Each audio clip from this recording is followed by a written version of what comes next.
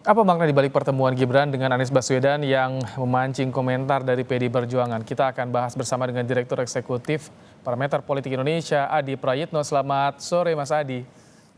Selamat sore, Ibrahim. Baik, Mas Adi, pertemuan Gibran kemarin memancing tanggapan dari PDIP termasuk Sekjen Hasto yang mempertanyakan pertemuan ini. Kalau Anda lihat, apa makna dari keberatan PDIP dan juga unggahan balik foto Gibran dengan tokoh-tokoh tadi?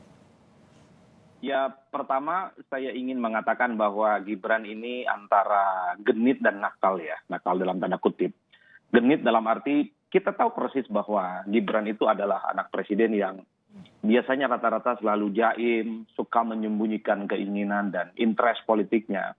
Tapi Gibran ingin menunjukkan kepada publik bahwa orang-orang yang saat ini sedang berkompetisi, punya potensi ingin maju di 2024, adalah mereka-mereka yang kemudian secara akrab berkomunikasi politik dengan Gibran. Itu yang saya sebut sebagai sebuah kegenitan yang cukup luar biasa. Kenapa saya tadi nyebut nakal? Karena kita tahu persis kalau Gibran misalnya ketemu dengan Puan Maharani, Ganjar Pranowo, Prabowo Subianto, saya kira publik tidak akan mempersoalkan itu. Termasuk PDIP tidak akan gusar karena itu. Tapi beda ceritanya ketika Gibran kemudian bertemu dengan Anies Baswedan, bilang ingin belajar banyak dari kesuksesan apa yang dilakukan Anies di Jakarta, terutama soal membangun transportasi publik yang jaklingko, tentu ini membuat PDIP gusar karena pada saat yang bersamaan kita tahu sejumlah elit PDIP, kader-kader PDIP, bahkan sejumlah pemilih Jokowi itu kan adalah orang yang memang selama ini anti terhadap Anies, menegasi dan bahkan menganggap Anies itu adalah pemimpin yang gagal.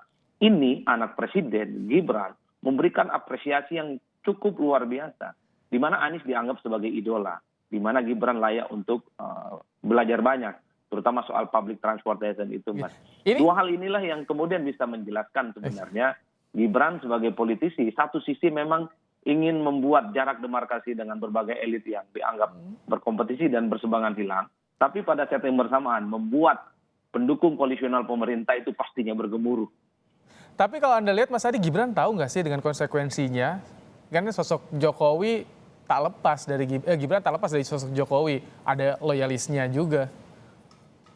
Ya pastinya, Mas Gibran ini sekalipun newcomer dalam politik, pasti sudah sangat sensitif dengan persoalan-persoalan seperti yang sedang dihadapi ini. Apalagi ini masuk tahun politik. Kalau PDIP misalnya gusar bahwa Gibran tidak ada untungnya, justru Anies yang mendapatkan untung banyak, itu tentu agak sedikit masuk akal, Mas. Karena setelah dengan pertemuan dengan Gibran, banyak pendukung Anies yang mencoba untuk mengkapitalisasi bahwa Gibran ini adalah orang dekat Jokowi, anaknya presiden, ya, yang secara terah politik itu sama, tapi mengapresiasi kinerjanya Anies.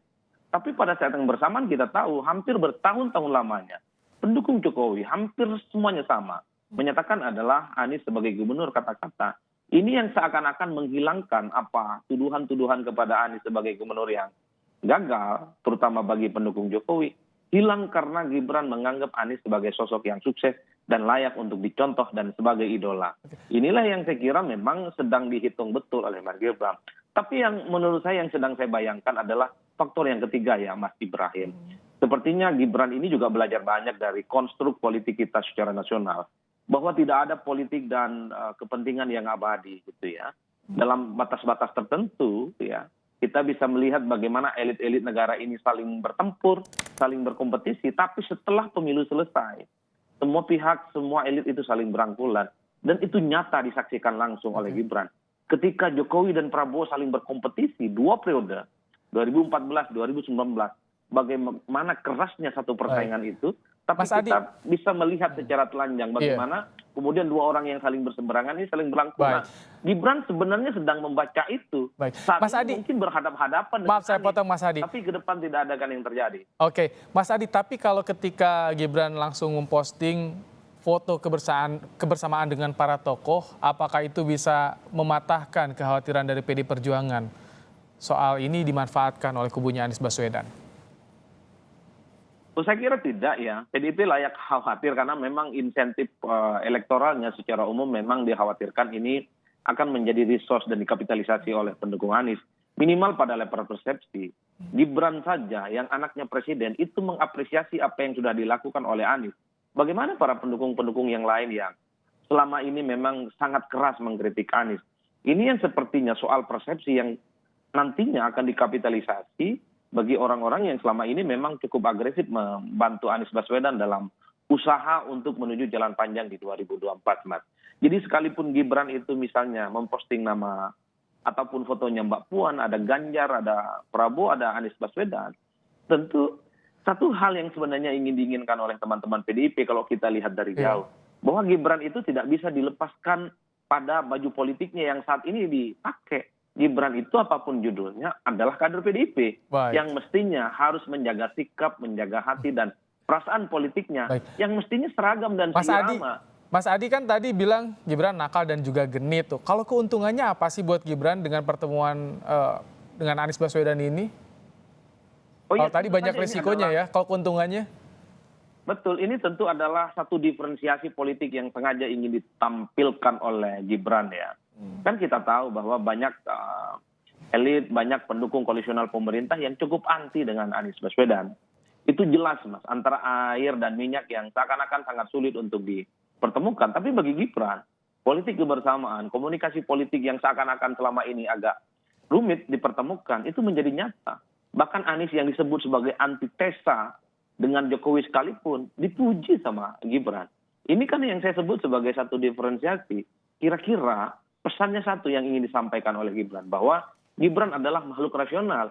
Kalaupun toh ada kelompok oposisi yang dianggap berseberangan, kalau ada kinerjanya yang bagus, layak untuk diajak bicara, layak untuk diajak berkomunikasi, dan layak untuk dipuji. Dan itu yang sebenarnya dilakukan oleh Gibran dan membuat teman-teman PDIP nggak nyaman dengan itu semua. Karena bagi teman-teman PDIP, basis konstituennya Jokowi, Anies itu adalah gubernur yang memang tidak layak untuk diapresiasi. Tapi Gibran, Mas, seperti itu tadi. Sepertinya dia belajar banyak dengan konstelasi politik. Belajar saat ini. banyak soal tadi, termasuk tadi bicara soal transportasi ke Anies Baswedan, ini tujuannya apa sih? Apakah ada arah Gibran ke DKI 1, Mas Adi? Oh, saya kira tidaklah kalau soal DKI Jakarta terlampau jauh ya. Kalau bicara tentang DKI Jakarta, tiketnya tentu ada di PDIP. Soal insentif elektoral, saya kira taji Anies juga tidak terlampau kuat. Karena Anies sudah tidak lagi menjadi gubernur. Ada jeda kurang lebih sekitar 2,5 tahun, di mana publik sudah tidak lagi mengingat bagaimana pengaruh Anies di Jakarta. Bahkan pengaruh Jokowi sekalipun tidak terlampau kuat di Jakarta, Mas. Jadi keuntungan Karena politiknya apa Jokowi- sih kalau buat Gibran? Ya sederhana, bagi Gibran itu, dia ingin membangun jaringan komunikasi politik dengan orang-orang yang saat ini selalu memenuhi spotlight pembicaraan soal Pilpres. Dekat dengan Puan Maharani, dekat dengan Prabowo Subianto, dekat dengan Ganjar, dekat dengan Anies. Orang-orang yang selama ini menjadi komunitas politik. Artinya Gibran itu tidak ingin bikin jarak dengan siapapun. Sekalipun publik tahu dan mendengarai sampai sekarang, Jokowi sikap politiknya lebih condong kepada Ganjar Pranowo. Tapi itu tidak menutup mata. Gibran juga harus akrab dengan Prabowo, akrab dengan Puan, yang nyaris tidak pernah di-endorse oleh Jokowi.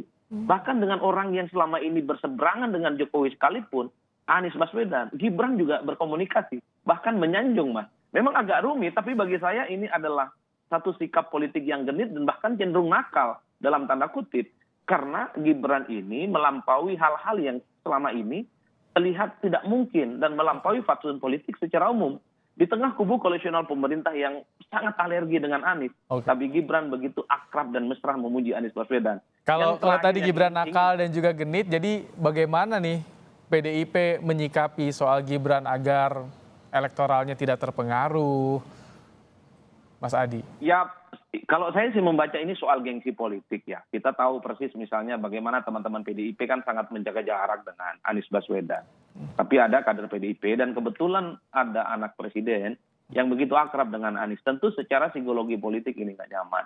Secara insentif politik elektoral ini tidak menguntungkan apapun bagi Gibran, Mas. Di Solo tanpa Anies sekalipun, andai Mas Gibran ingin maju kembali, saya kira Gibran akan memenangkan pertarungan. Kalau melihat peta saat ini, andai Mas Gibran juga misalnya ingin maju di Jawa Tengah, kita tahu persis tanpa Anies sekalipun, Gibran itu juga akan kuat dan solid karena Jawa Tengah itu adalah Baik. kandangnya banteng. Termasuk ketika kalau Gibran dikaitkan dengan Pilkada Jakarta, di Jakarta sekali lagi Gibran itu nggak butuh Anies Baswedan. Inilah yang sebenarnya ingin dibilang oleh elit PDIP. Pertemuan dengan Anies itu dalam banyak hal merugikan Gibran, terutama dari bagi persepsi, dan menguntungkan banyak hal bagi Anies Baswedan. Baik. Karena Anies seakan-akan diterima oleh anak presiden yang Baik. selama ini memang dipersepsikan berseberangan dengan. Baik. Adi Prayitno, Direktur Eksekutif Parameter Politik Indonesia, terima kasih telah berbagi pandangan dalam program Kompas Petang sore hari ini. Sehat selalu, Mas Adi. Selamat siang, selamat Baik. sore, Mas.